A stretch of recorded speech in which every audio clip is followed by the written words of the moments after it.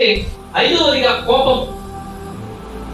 కోపం దేవుడిలా బైబిల్ గ్రంథం ఈ కోపం గురించి ఏం చెప్తుందో కీర్తనల గ్రంథము 37వ అధ్యాయం 8వ వచనం.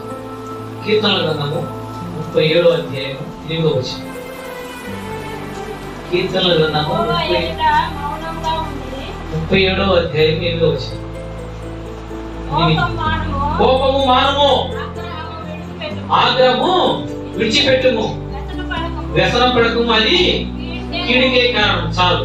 దేవుని బిడ్డలారా, కోపము మానకపోతే అది కీడికే దారితీస్తాను. దేవుని బిడ్డలారా, బైబిల్ చాలా స్పష్టంగా తెలియజేస్తుంది.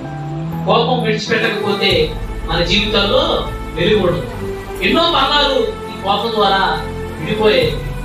ఎన్నో బంధాలు ఈ కోపం ద్వారా నాశనం అయిపోయాయి. ఈ కోపం ద్వారా ఎంతో మంది చనిపోయి ఎద్దిమంది తగ్గి చనిపోయిన వారు ఉన్నారు.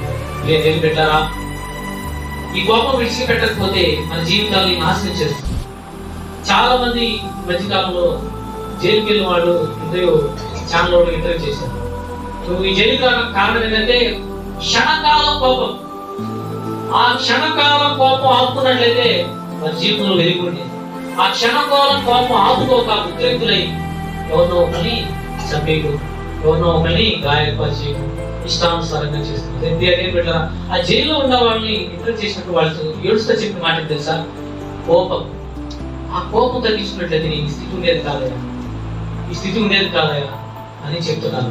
అయితే ప్రియ దేవుని బిడ్డలారా, ఆ కోపం తగ్గించుకున్నట్లయితే ఈ రాత్రికాల సమయంలో దేవుడి మీతో మాట్లాడాలని చాలా స్పష్టంగా మాట్లాడుతున్నాను.